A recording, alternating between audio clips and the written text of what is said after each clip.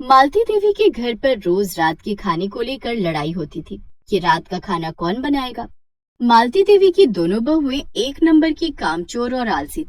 शाम होते ही दोनों को इतना आलस आता था कि रात का खाना बनाने में उनकी शामत आती थी। रात के 8 बज गए थे। मालती देवी को भूख लग गई थी। दोनों में से किसी ने खाना नहीं लगाया। रिया, ओ रिया बहू। मालती देवी की छोटी बहू रिया अपने कमरे से बाहर आती है। जी माँ जी। आज खाना नहीं बनेगा क्या? आज तो अर्चना दीदी की बारी थी। मैं रसोई में जाकर देखती हूँ उन्होंने क्या बनाया है। रिया रसोई में जाती है तो वहाँ कोई नहीं था। माँ जी, रसोई में तो कोई नहीं है, खाना भी नहीं बना। जा जाकर अर्चना को बुला ला। रिया अर्चना के कमरे में जाती है तो वो कान में हेडफोन लगाकर गाने सुन रही थी। रिया जोर जोर से चिल्लाती है, दीदी, अर्चना दीदी। क्या बात है रिया?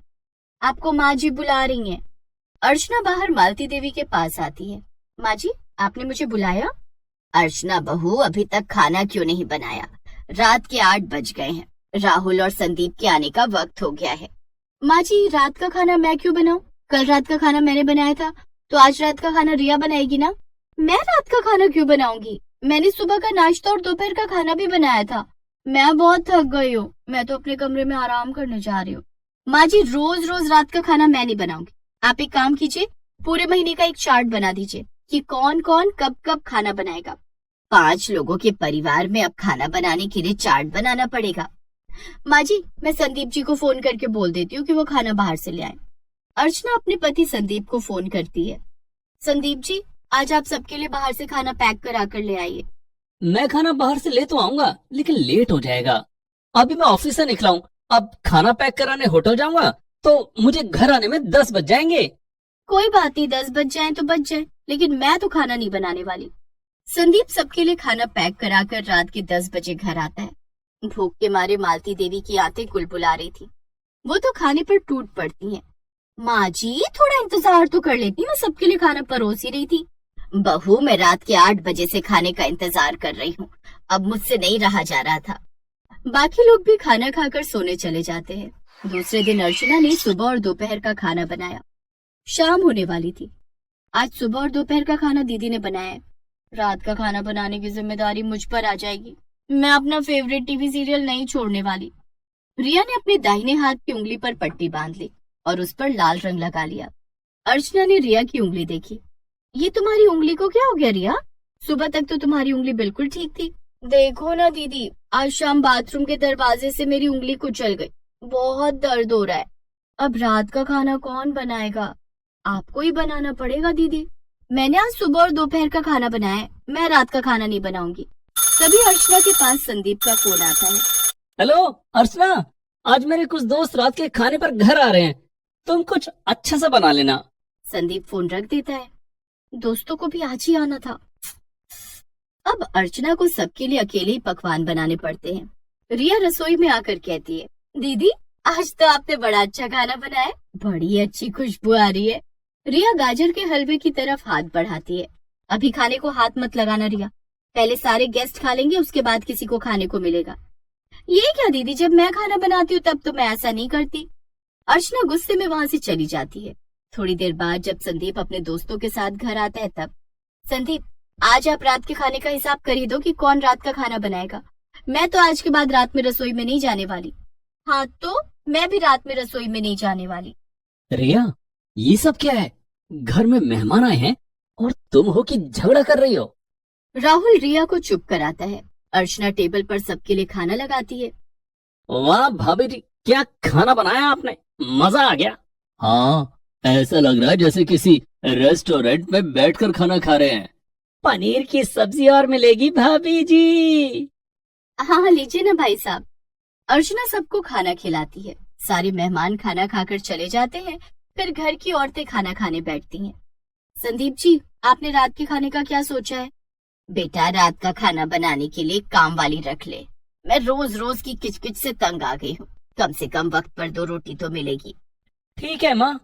संदीप रात का खाना बनाने के लिए काम वाली को बुलाता है। 5 लोगों के हिसाब से 1 महीने का 10,000 रुपया लगेगा। 10,000 रुपए? ये तो बहुत ज्यादा है। इससे कम नहीं होगा साहब। दाल, सब्जी, रोटी सब बनानी पड़ेगी। 5 लोग हो तो 20 रोटियां तो बनानी पड़ेंगी। रख लेते हैं भैया, महीने के 5,000 आप दे देना और 5,000 मैं दे दूंगा। ठीक है राहुल। काम वाली रख ली जाती है, लेकिन पहले ही दिन से उसने अपने रंग दिखाने शुरू कर दिए। वो 8 बजे रात में काम पर आई। मंजू, तुझे 6 बजे आने के लिए कहा था, तू 2 घंटे लेट क्यों आई? मालकिन, मेरे बेटे की तबीयत खराब हो गई है, उसे लेकर डॉक्टर के पास गई थी, इसलिए लेट हो गई। कल से मैं टाइम पर आएगी। ऐसा कहकर वो रसोई में चली गई। 1 घंटे में उसने खाना बना लिया। जाते समय उसने मालती देवी से एडवांस रुपए मांगे। मालकिन, मुझे 5,000 रुपए एडवांस दे दो, बाकी के 5,000 आप महीने के अंत में दे देना। लेकिन आज तो तेरा पहला ही दिन है। मैंने बताया था कि मेरे बेटे की तबीयत बहुत खराब है, उसके इलाज के लिए पैसे मांग रही हूँ। मालती देवी अपने बड़े बेटे संदीप से पैसे मांगकर मंजू को दे देती है, लेकिन पैसे लेकर वो 3 दिन काम पर नहीं आती है। तीनों दिन खाना बनाने के लिए दोनों बहुओं में फिर से झगड़ा होने लगता है। मैंने कह दिया ना, मैं रात को रसोई में नहीं जाऊंगी। मैं भी रात को रसोई में नहीं जाऊंगी। आप दोनों शांत हो जाओ, मैं खाना बाहर से मंगा देता हूँ। राहुल, मेरे लिए पनीर चिली और नूडल्स मंगा देना। मेरे लिए कढ़ाई पनीर और नान मंगा देना। राहुल सबके लिए उनका मनपसंद खाना मंगाता है, लेकिन उसके काफी पैसे खर्च हो जाते हैं। आज तो बहुत पैसे लग गए।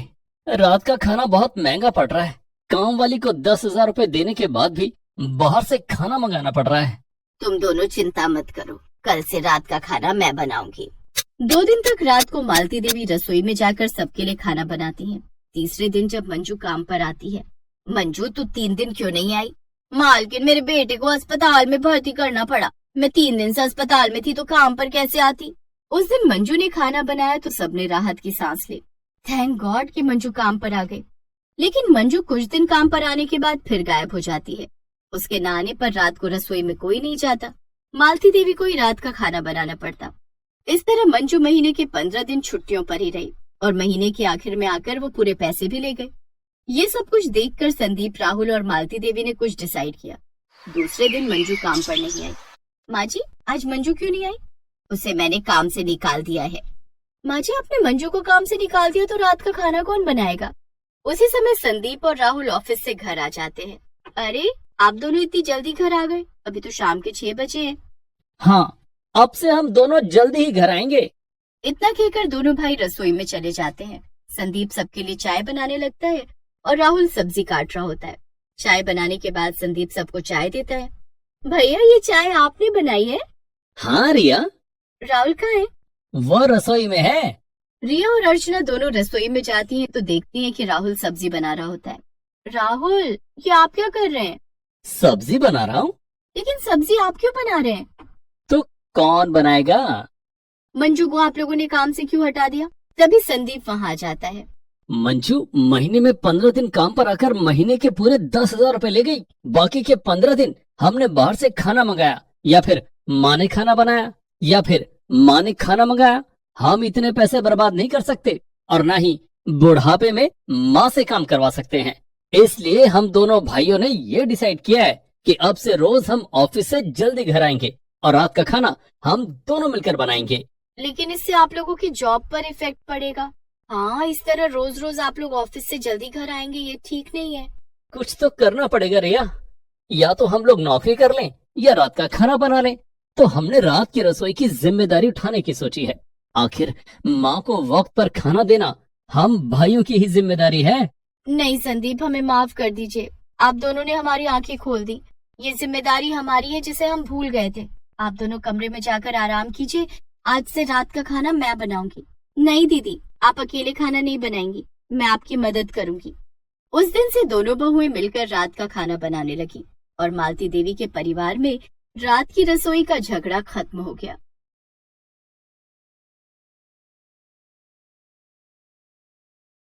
माला की शादी की उम्र हो गई थी और उसके घर वालों ने उसके लिए रिश्ता ढूंढना शुरू कर दिया था। लेकिन माला को एक लड़का पसंद था। माला अपने घर पर जब उस लड़के के बारे में बताती है तो सब हंसी खुशी राजी हो जाते हैं। मगर माला की होने वाली सास बहुत कंजूस मक्खी चूस किस्म की थी। इस बात से अनजान माला अपने ससुराल पहुंच जाती है। आइए देखते हैं फिर कैसे होती है कंजूस सास की रसोई। मम्मी, पापा, मुझे आप दोनों से कुछ कहना है। हाँ हाँ बोलो ना माला, क्या बात है? मम्मी, मुझे ना एक लड़का पसंद है और मैं उसी से शादी करना चाहती हूँ, तो आप लोग मेरे लिए रिश्ता ढूंढना बंद कर दीजिए। माला को लगा था उसके माता पिता ये सुनकर गुस्सा हो जाएंगे, लेकिन इसका एकदम उल्टा होता है। अरे माला बेटा, अगर ऐसी ही बात थी तो तुझे हमें पहले ही बता देना चाहिए था। हम लोगों को तेरी पसंद पर पूरा विश्वास है। वैसे उस लड़के का नाम क्या है? पापा, लड़के का नाम मोहन है। वो यहीं पास के एक मोहल्ले में रहता है और बैंक में नौकरी करता है। तो क्या आप लोग मेरे रिश्ते की बात करने उसके घर जाएंगे?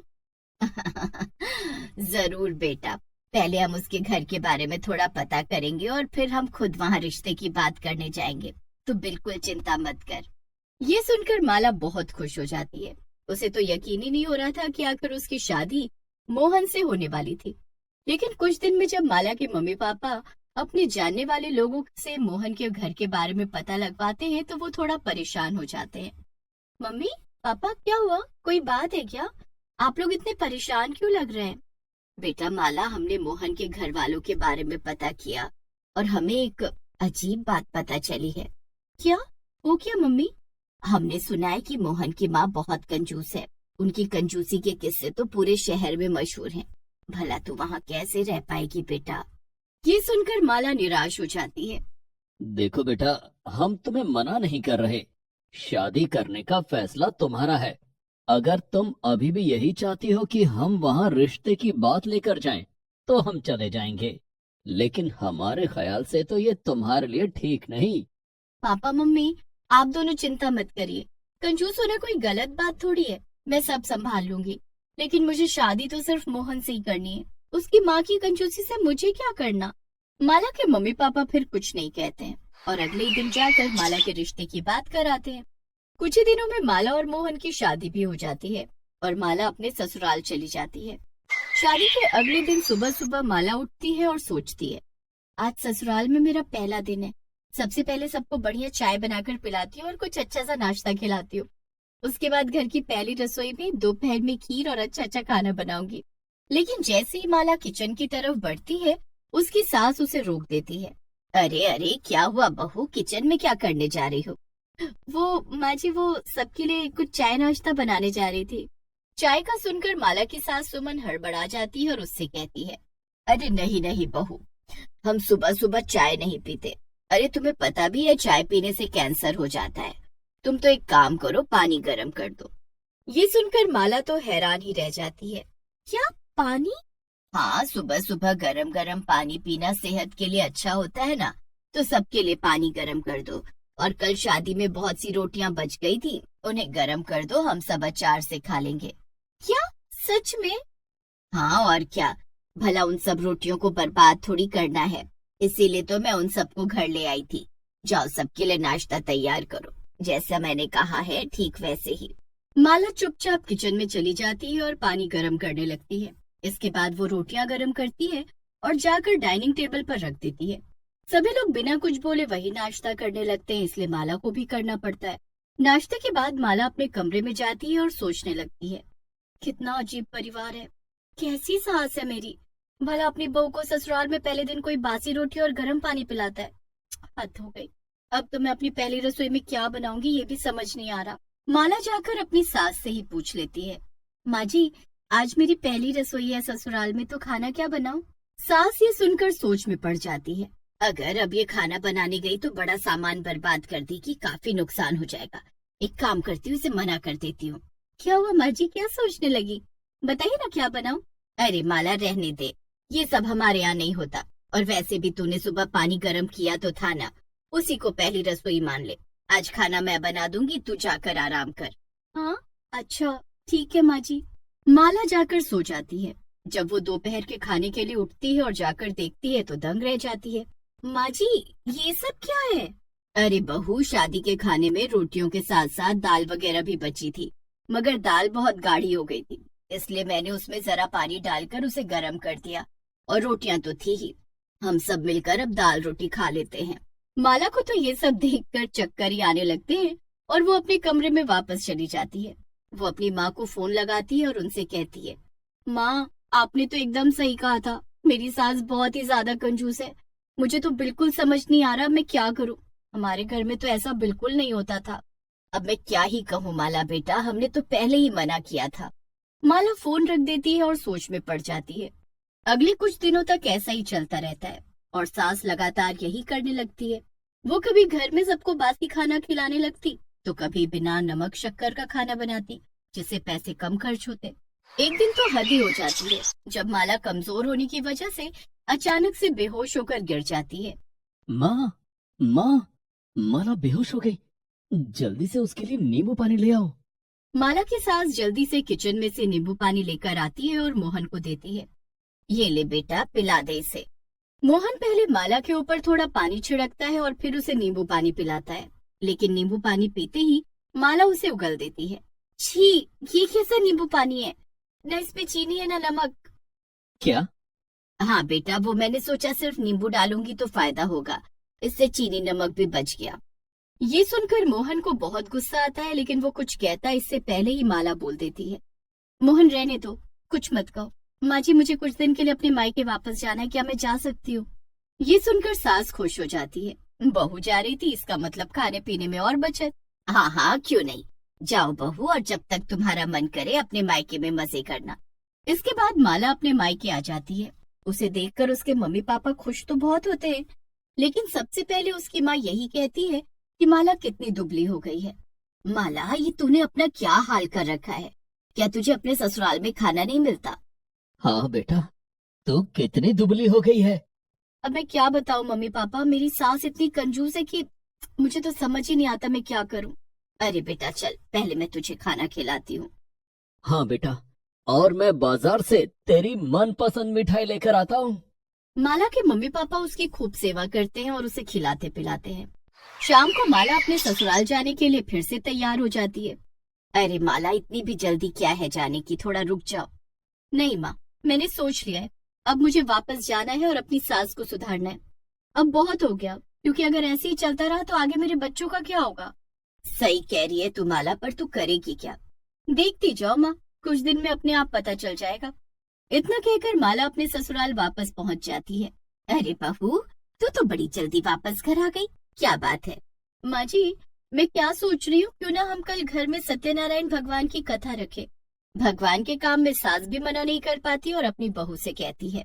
अरे वाह, ये तो बहुत अच्छी बात है बहू, लेकिन ध्यान रहे ज्यादा खर्चा मत कर देना। हाँ ठीक है माँ जी, आप बिल्कुल चिंता मत करिए, मैं सब संभाल लूंगी। अगले दिन सुबह उठकर सास देखती है कि घर में अभी तक कथा की कोई तैयारी नहीं हुई थी। वो माला से पूछती है, क्या बात है माला, तुमने प्रसाद वगैरह कुछ बनाया नहीं क्या? अरे नहीं माँ जी, ये आप कैसी बातें कर रही हैं, उससे तो बड़ा खर्चा हो जाएगा ना।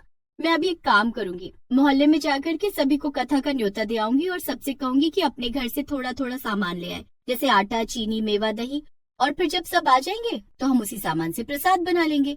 इससे हमारा तो बिल्कुल नुकसान होगा ही नहीं। ये सुनकर सास चौंक जाती है।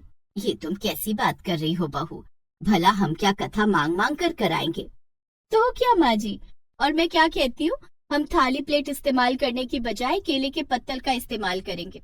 उससे बर्तन धोने के साबुन की भी बचत होगी और पानी की भी, हमें बर्तन जो नहीं धुलने पड़ेंगे। तभी माला अपने मायके में फोन मिला देती है। हेलो, हाँ मम्मी, सुनो, आते वक्त जो ट्रैफिक सिग्नल के पास एक ढोंगी सा दिखने वाला बाबा बैठता है ना, उसे लेती आना। अरे वो दिखता तो पंडित जैसा ही है, तो हम लोग कथा उसी से करवा लेंगे। हाँ हाँ, इससे हमारी बहुत सारी दक्षिणा भी बचेगी। ये सब देखकर तो सास का सर ही चकरा जाता है और वो सब कुछ समझ जाती है जो माला उसे समझाना चाह रही थी। बस कर बहू, मैं सब समझ गई तू क्या कहना चाह रही है।